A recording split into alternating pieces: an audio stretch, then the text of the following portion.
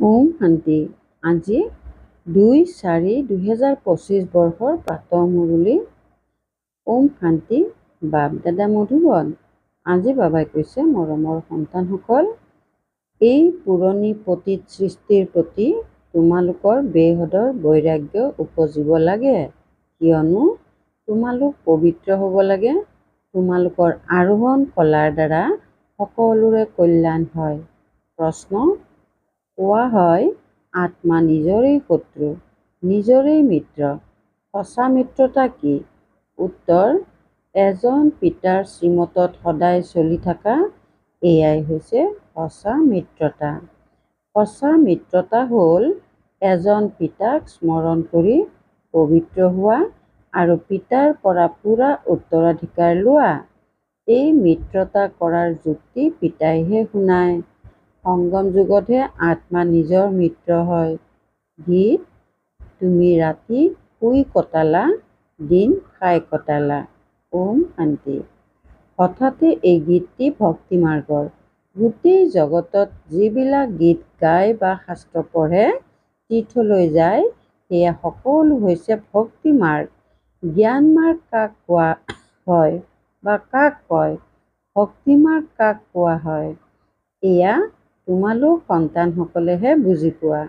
বেদ, শাস্ত্ৰ, উপনিষদ আদি এয়া সকলো হৈছে ভক্তিৰ। আধা কল্প ভক্তি চলে আৰু আধা কল্প আকৌ জ্ঞানৰ প্ৰালব্ধ চলে। ভক্তি কৰি কৰি অৱনমিত হ'বই লাগে। 84 পুনৰ্জন্ম লৈ তললৈ নামি আহে। আকৌ এটা জন্মত তোমালোকৰ আৰোহণ কলা হয়। ইয়াক জ্ঞান মাৰ্গ বুলি কোৱা হয়। জ্ঞানৰ কাৰণে গায়ন কৰা হৈছে যে 1 ছেকেণ্ডত জীৱন মুক্তি। ৰাৱণ ৰাজ্য যি দাপৰৰ পৰা চলি আহিছে, সেয়া শেষ হৈ আকৌ ৰাম ৰাজ্য স্থাপনা হয়। ড্ৰামাত যেতিয়া তোমালোকৰ 84 জন্ম পূৰা হয়, তেতিয়া আৰোহণ কলাৰ দ্বাৰা সকলোৰে উন্নতি হয়। এই কথাষাৰ ক'ৰবাত নহয় ক'ৰবাত কোনোবা শাস্ত্ৰত আছে। যেতিয়া আৰোহণ কলা হয়, তেতিয়া সকলোৰে কল্যাণ হয়। সকলোৰে সদ্গতি কৰোঁতাতো এজনেই পিতা। সন্ন্যাসী উদাসীতো অনেক প্ৰকাৰৰ আছে। বহুত মত মতান্তৰ আছে। যেনেকৈ শাস্ত্ৰত লিখা আছে, কল্পৰায়ু লাখ লাখ বছৰ। এতিয়া শংকৰাচাৰ্যই মত দিলে 10,000 বছৰ। কিমান পাৰ্থক্য হৈ যায়। কোনোৱে আকৌ ক'ব ইমান হাজাৰ। কলিযুগত অনেক মনুষ্য, অনেক মত, অনেক ধৰ্ম। সত্য যুগত হয়েই একমত। এই পিতাই বহি তোমালোক সন্তানসকলক সৃষ্টিৰ আদি মধ্য অন্তৰ জ্ঞান শুনায়। শুনাওতেও কিমান সময় লাগে, শুনায়েই থাকে। এনেকৈ ক'ব নোৱাৰে যে আগতে কিয় এই সকলোবোৰ নুশুনালে। স্কুলত পঢ়া ক্ৰমানুসৰি হয়। সৰু ল'ৰা ছোৱালীৰ কৰ্মেন্দ্ৰিয় অপৰিণত হৈ থাকে, সেয়েহে সিহঁতক কমকৈ শিকোৱা হয়। আকৌ যিমানে কৰ্মেন্দ্ৰিয় পৰিণত হৈ যাব, বুদ্ধিৰ তলা খুলি গৈ থাকিব। শিকোৱা পাঠবোৰ ধাৰণ কৰি গৈ থাকিব। সৰু ল'ৰা ছোৱালীৰ বুদ্ধিত একো ধাৰণ হ'ব নোৱাৰে। ডাঙৰ হ'লে তেতিয়া আকৌ আইনজ্ঞ, বিচাৰক আদি হয়।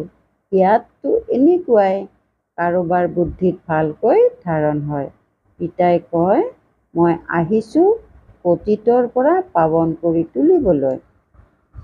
গতিকে এতিয়া পতিত সৃষ্টিৰ প্ৰতি বৈৰাগ্য জন্মিব লাগে। আত্মা পাৱন হৈ গ'লে তেতিয়া আৰু পতিত সৃষ্টিত থাকিব নোৱাৰে। পতিত সৃষ্টিত আত্মাও পতিত, মনুষ্যও পতিত। পাৱন সৃষ্টিত মনুষ্যও পাৱন। পতিত সৃষ্টিত মনুষ্যও পতিত হৈ থাকে। এইখন হয়েই ৰাৱণৰ ৰাজ্য। যেনেকুৱা ৰজা-ৰাণী তেনেকুৱা প্ৰজা। এয়া গোটেই বুদ্ধিৰে বুজিবলগীয়া জ্ঞান। এই সময়ত সকলোৰে পিতাৰ প্ৰতি অপ্ৰীতিকৰ বুদ্ধি। তোমালোক সন্তানসকলেতো পিতাক স্মৰণ কৰা।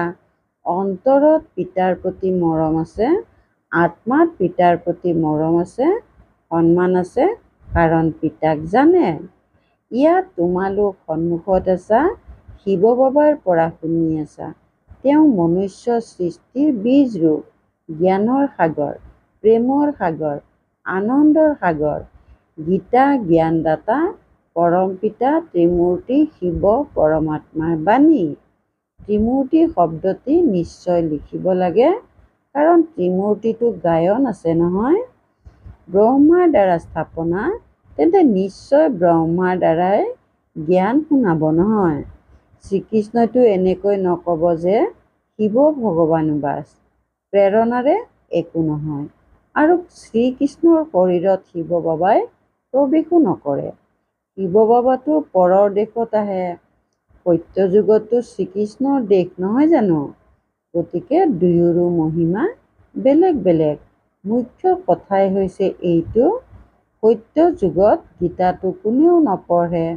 ভক্তি মাৰ্গতো জন্ম জন্মান্তৰ পঢ়ে। জ্ঞান মাৰ্গততো সেয়া হ'বই নোৱাৰে। ভক্তি মাৰ্গত জ্ঞানৰ কথাবোৰ নাথাকে।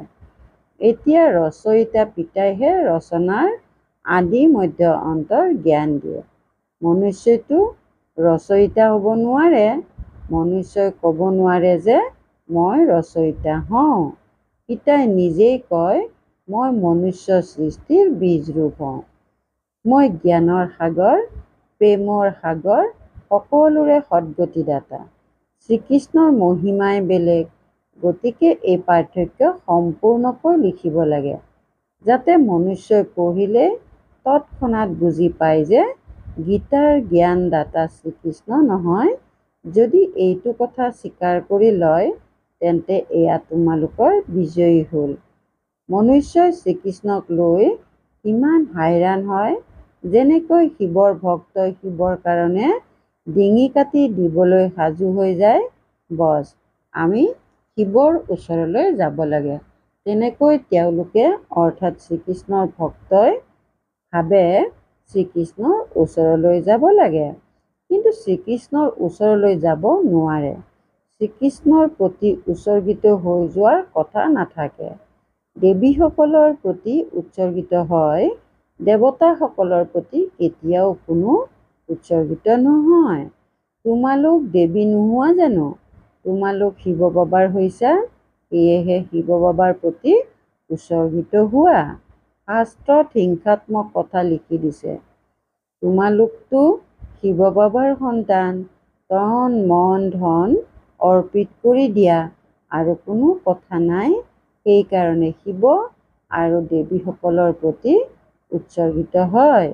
এতিয়া চৰকাৰে শিৱ কাশীত উৎসৰ্গিত অৰ্থাৎ কাশীত গৈ আত্মঘাতী হোৱাটো বন্ধ কৰি দিছে। এতিয়া সেই তৰোৱালেই নাই। ভক্তি মাৰ্গত যি আপোনঘাতী হয়, সেয়াও যেন নিজৰ সৈতে শত্ৰুতা কৰাৰ উপায়।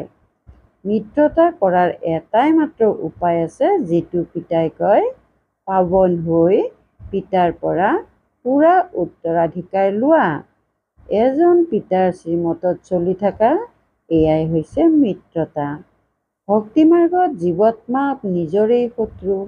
আকৌ পিতা আহি জ্ঞান দিয়ে, তেতিয়া জীৱাত্মা নিজৰ মিত্ৰ হয়। আত্মা পবিত্ৰ হৈ পিতাৰ পৰা উত্তৰাধিকাৰ লয়। সংগম যুগত পিতা আহি প্ৰত্যেক আত্মাকে মিত্ৰ কৰি তোলে। আত্মা নিজৰ মিত্ৰ হয়। শ্ৰীমত পালে তেতিয়া বুজে আমি পিতাৰ মততহে চলিম।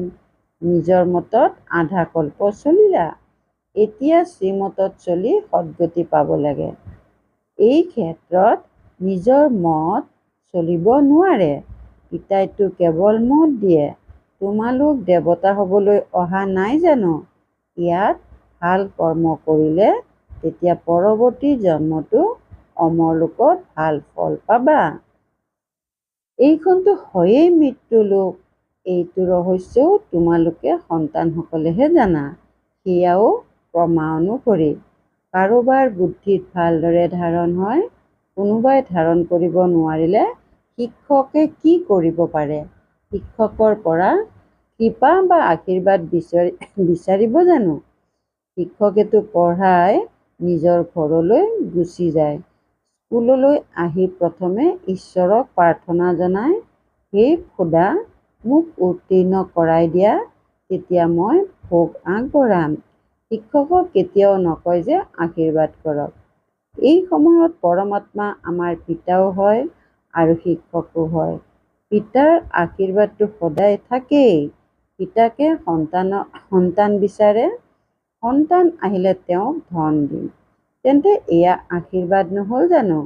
এইটো এটা নিয়ম। সন্তানে পিতাকৰ পৰা উত্তৰাধিকাৰ পায়। এতিয়াতো তমোপ্ৰধানহে হৈ গৈ থাকে। যেনেকুৱা পিতা তেনেকুৱা সন্তান। দিনে প্ৰতিদিনে প্ৰতিটো বস্তু তমোপ্ৰধান হৈ গৈ থাকে। তত্ত্বও তমোপ্ৰধান হৈ গৈ থাকে। এইখন হয়েই দুখধাম। এতিয়াও যদি 40,000 বছৰ আৰু আয়ুস আছে, তেন্তে কি অৱস্থা হৈ যাব? মনুষ্যৰ বুদ্ধি একেবাৰে তমোপ্ৰধান হৈ গৈছে। এতিয়া তোমালোক সন্তানসকল বুদ্ধিৰে পিতাৰ সৈতে যোগযুক্ত হোৱা বাবে দীপ্তি আহি গ'ল। পিতাই কয়, যিমান স্মৃতিত থাকিবা সিমান দীপ্তি বাঢ়ি যাব। স্মৃতিৰ দ্বাৰা আত্মা পবিত্ৰ হয়, দীপ্তি বাঢ়ি গৈ থাকে। স্মৰণেই যদি নকৰা, তেন্তে কিৰণ নাপাবা।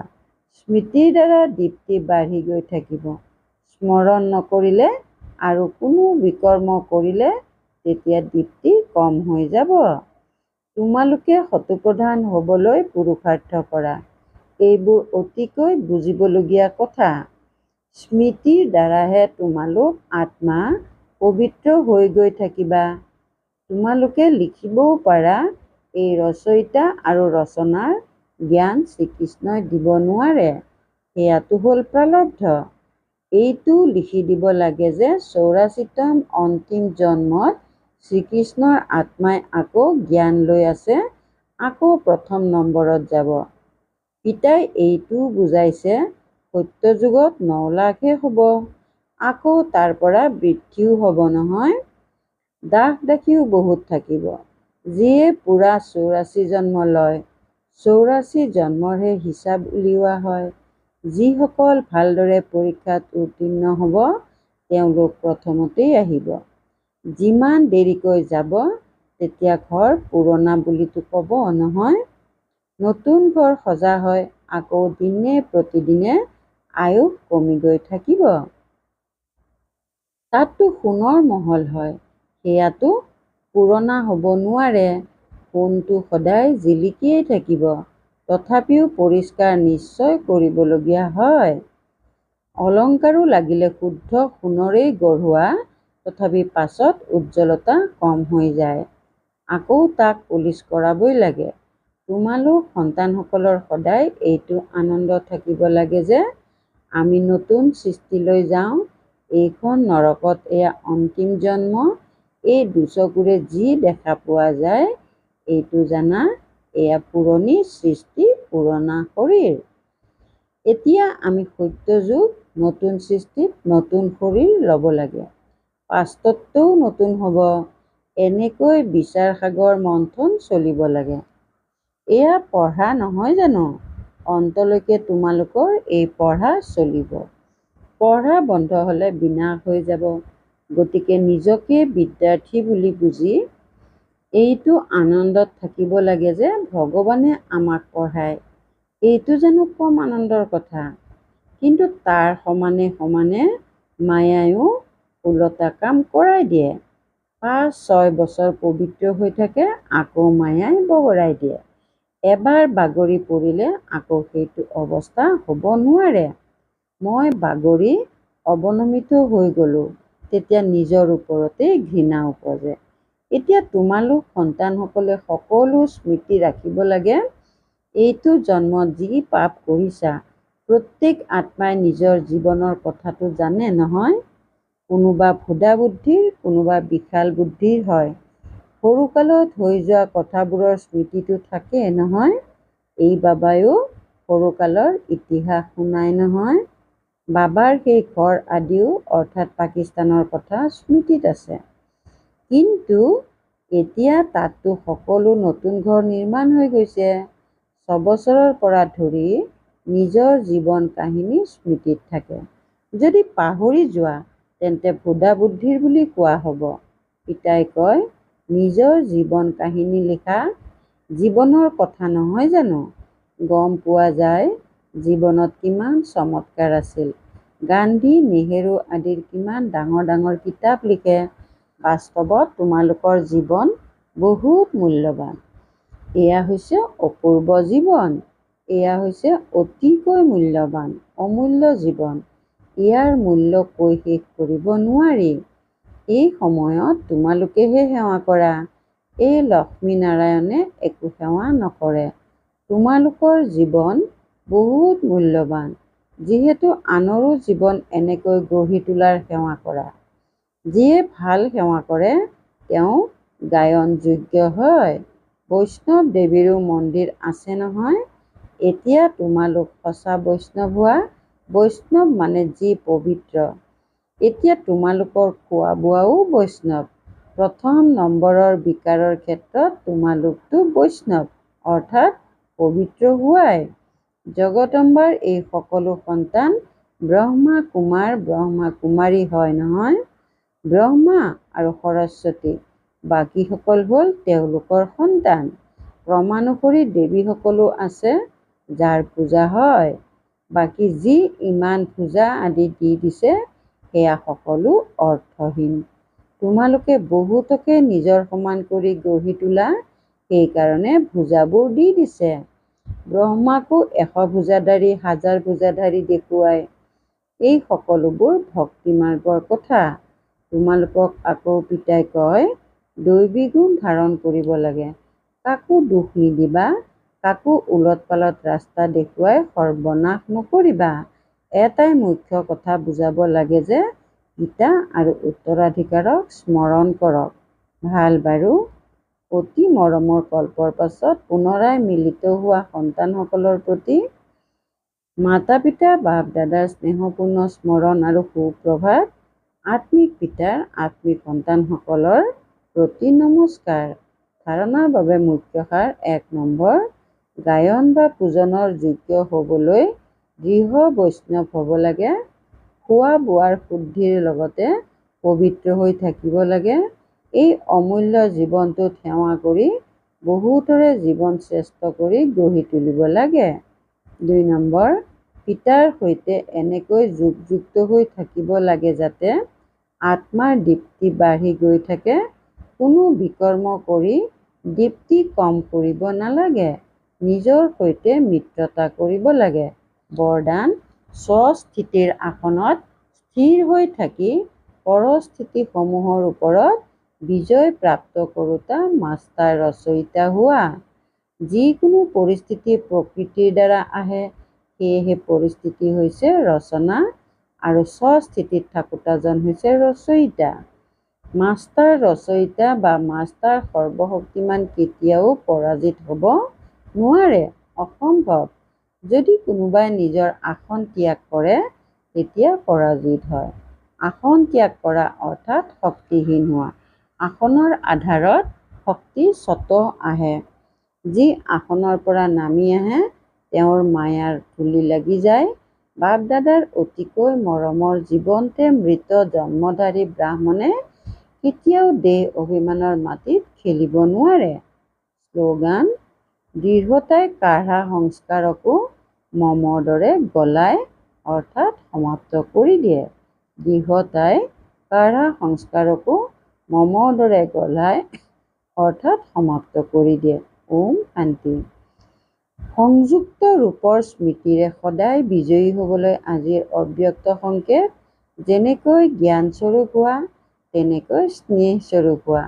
জ্ঞান আৰু স্নেহ দুয়োটা সংযুক্ত হৈ থাকক, কিয়নো জ্ঞান হৈছে বীজ আৰু স্নেহ হৈছে পানী। যদি বীজে পানী নাপায় তেন্তে ফল নিদিব। জ্ঞানৰ লগতে অন্তৰৰ স্নেহ থাকিলে প্ৰাপ্তিৰ ফল পাবা। ওম শান্তি।